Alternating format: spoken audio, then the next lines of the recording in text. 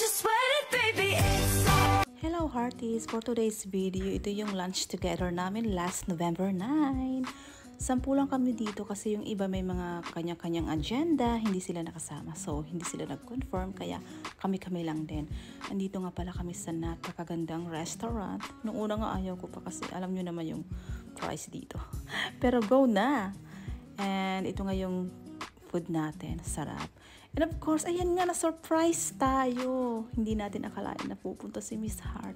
Kasi nung time na to, andito sila sa Paris. Siguro, 1 week lang sila dito. Pero nung time na to, kinabukasan, pauwi na sila. So, ayan nga, na-surprise kami. Grabe.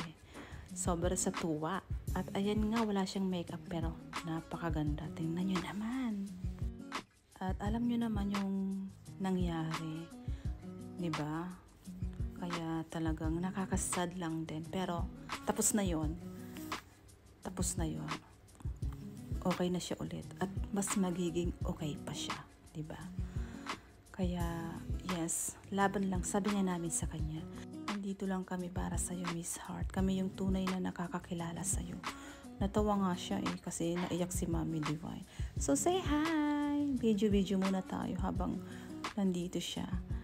Ayan nga si Mommy Divine. Tingnan nyo, naiyak siya.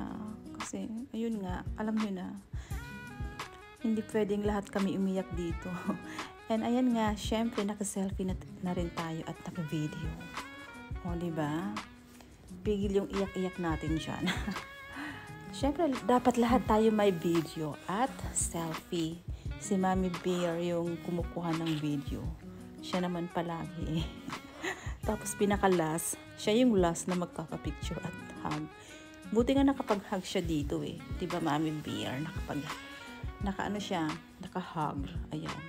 Go lang, Miss Heart. Maraming nagmamahal sa'yo kasi mabuti kang tao. And ito nga, masaya yung get-together namin. As in, sobrang saya.